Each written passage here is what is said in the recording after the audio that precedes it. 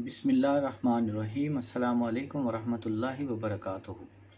मैं हूं आमिल हकीम मोहम्मद इरफान। आप देख रहे हैं मेरा यूट्यूब चैनल। सबसे पहले करोड़ों दुरूद व सलाम मोहम्मद सल्लल्लाहु अलैहि वसल्लम पर और उनकी आल पर। अल्लाहुम्मा सल्ली अला सय्यिदिना मुहम्मदिन व अला आलि सय्यिदिना मुहम्मद। जज़ल्लाहु अन्ना सय्यदिल करीम सय्यदिल आज़म सैयदना अज़ीमना मौलाना मोहम्मद सल्लल्लाहु अलैहि वसल्लम मा हुआ अहलहू। अल्लाह करीम दुनिया आखिरत की तमाम नेमतें, तमाम भलाइयाँ आपको और मुझको नसीब फरमाए। अल्लाह करीम दुश्मनों के, शयातीन के शर से आपको और मुझको महफूज रखे। आमीन या रब्बुल आलमीन।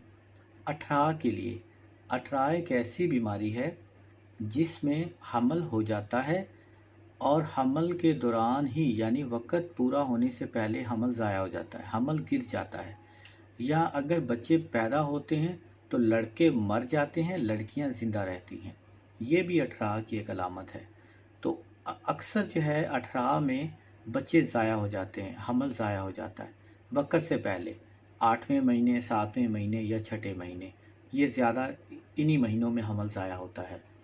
तो इसके अलावा भी ज़ाया हो सकता है, वो मुख्तलिफ़ किस्में हैं। लेकिन अगर किसी को लगे कि मुझे अठराह की बीमारी है, जो मैंने बातें बताई हैं इनमें से कोई भी मसला आपके ऊपर हो, तो आप ये नुस्खा बेधड़क और बेफिक्र होकर इस्तेमाल कर सकते हैं। इंशाअल्लाह जिसको भी ये नुस्खा दिया गया है कभी मायूसी, नाकामी, शिकवा नहीं मिला।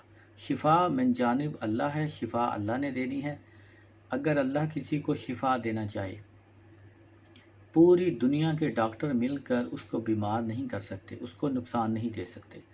अगर अल्लाह किसी को बीमार करना चाहे, पूरी दुनिया के डॉक्टर हकीम मिलकर भी उसको फ़ायदा नहीं दे सकते। तवक्कल अल्लाह पर रखें। इस नुस्खे को इस्तेमाल करने से पहले हस्बे तौफीक सदका अदा करें, जो भी आपकी तौफीक हो। नमाज की पाबंदी रखें, तवक्कल अल्लाह पर, दुआ करते रहें। आपने क्या करना है कि सबसे पहले आपने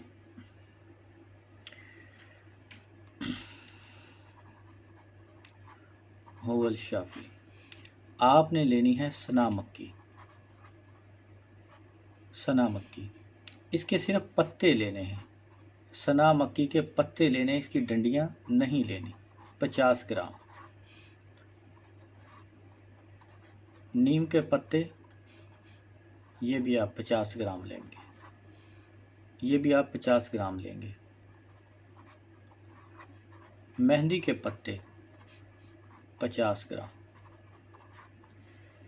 ये नुस्खा है। सना मक्की के पत्ते लेंगे, डंडियां नहीं लेंगे। सना मक्की के पत्ते 50 ग्राम, नीम के पत्ते ये भी 50 ग्राम, इसकी भी डंडियां साथ नहीं होंगी। मेहंदी के पत्ते ये भी 50 ग्राम। अब आप इनको अलग अलग पीस लें, ग्राइंड कर लें, इनको मिक्स कर लें। अच्छा, ये खुशक हों, ये खुशक पत्ते हों सारे, ये हरे पत्ते ना हों, इनको आप खुशक कर लें। नीम के पत्ते लें, उनको भी खुशक करें। सना मक्की तो आपको खुशक मिल जाएगी। मेहंदी के पत्ते हैं वो भी आप लेकर खुशक कर लें, या बाज़ार से आपको खुशक भी मिल सकते हैं, पंसार स्टोर से। ये खुशक पत्ते हों, इनको ग्राइंड करें। ग्राइंड करने के बाद इनका वज़न करना आपने। बाज़ दफ़ा हम बाज़ार से कोई दवाई लाते हैं, उसको साफ़ करते हैं, उसको कूटते हैं, ग्राइंड करते हैं, बाद में उसका वज़न कम हो जाता है। तो थोड़ा बहुत वज़न कम हो जाए तो इसमें भी वो ताकत नहीं रहती जो ओरिजिनल जो नुस्खा जात की जो मिकदार होती है उसमें फ़र्क आ जाता है। तो हमेशा मेरा जो असूल है, मेरे बुज़ुर्गों का जो था, वो यही है कि दवाई कूटने के बाद उसका वज़न किया जाए।